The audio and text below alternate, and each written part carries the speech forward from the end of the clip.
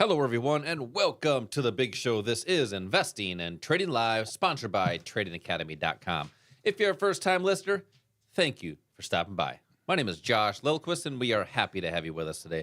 As always, with my good friend and my good pal, and he is looking good, probably feeling good, but I'm still going to ask him, Mr. Al Connickson, how are you doing today? You called it. I am feeling great. How about you? I'm doing fantastic. It's almost like I have ESP or ESPN, whatever the kids are calling it these days. You got something that I've been worried about. You're right. Hey, why? You're always so worried about me. Well, maybe with good reason. There you go. Well, No, it's good. but I love sitting across from you here doing this radio show. This is my highlight of the week. Well, thank you for that. We have a good time talking about the markets, all the outtakes for those people watching the YouTube stream that's live.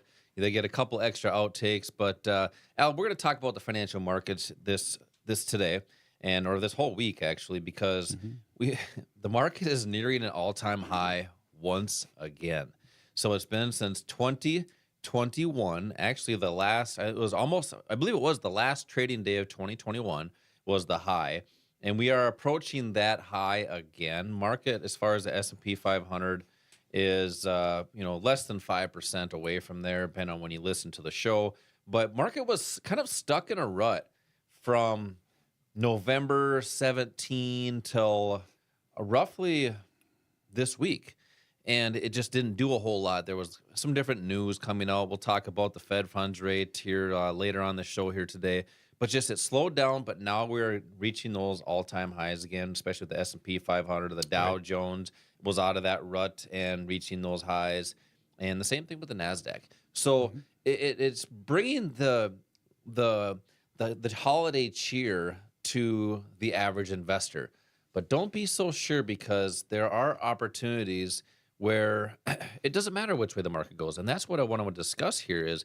Doesn't matter which way this market moves. We just want it to move. There's opportunities in up markets. We'll talk about that. There's opportunities in down markets and in those sideways markets. But what could this market potentially do when we get, or if we get to those all-time highs once again? Yeah. Al, with news, everything, the opportunities that you're seeing, what's your take on this market? And let's do it. Well, you just mentioned that we're approaching all-time highs. If you go back to the end of 2021 into the beginning of 2022 and look at where the markets were, all those indexes, the Dow, the S&P 500, the Nasdaq, now we're just getting back to where they were then. So people are looking at this year. This is a great year. They're feeling pretty good. And the concern is that you get this feeling of euphoria, thinking this market can never stop going up. But look at what happened back in 2022. In 2022, the market crashed. All those indexes were down. The people that are euphoric about where they are now actually are just getting to the point where they can start making a profit. They're just getting back what they lost over that time period. So you got to be really careful when we see a market like this where things are looking good. The people that have been maybe sitting on the sidelines or missed out, this is when they jump in. That's typically one of the riskiest times to be getting into the market. The markets are always going to pull back. There will be pullbacks. There'll be better opportunities. But what we're seeing now, number one, near the end of the year, in November and December, that's typically a good time for the market. We get into December, the first week in January, we have that Santa Claus rally often. And what we see happening, we see a lot of the mutual funds and the hedge funds they're rebalancing their portfolios, what I would call account doctoring. They want to get rid of the dogs and maybe put some positions together in stocks that have done well for the year. So when they send their statements out to their clients, the clients see that, oh yeah, they were in this stock. That's fantastic. Good.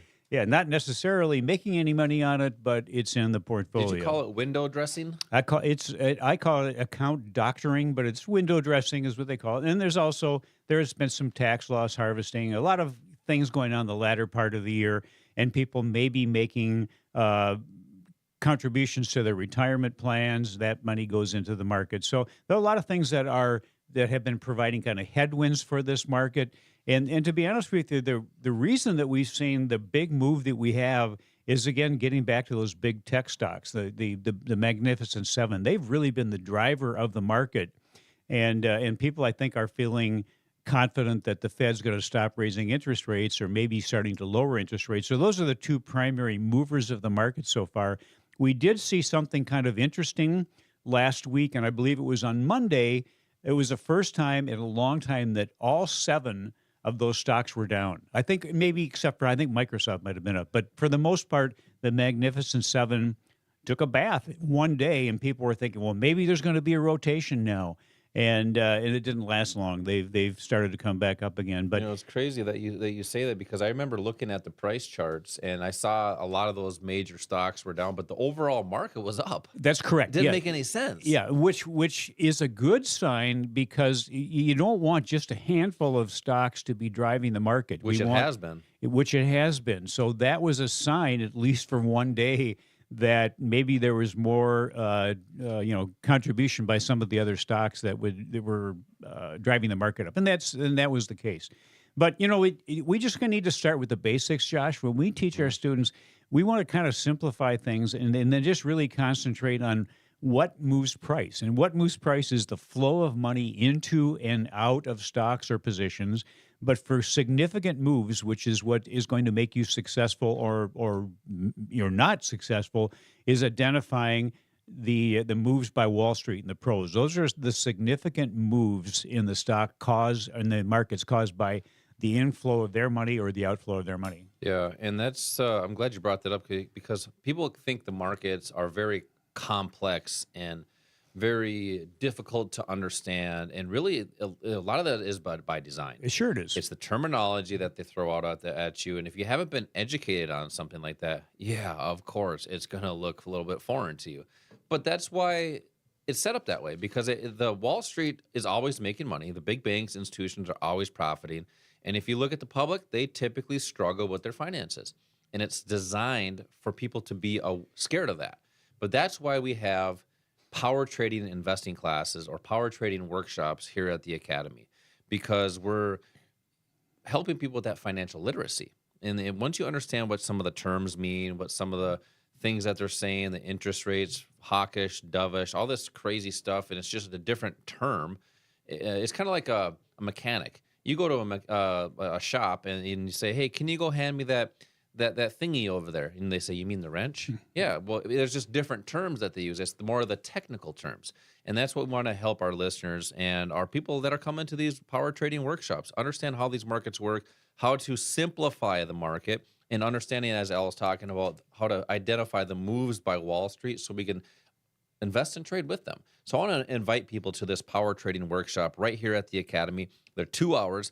Al teaches these, I teach these as well, and we talk about how to simplify the market. So simply just text the word investing to the number 210 for 2 seats for this class.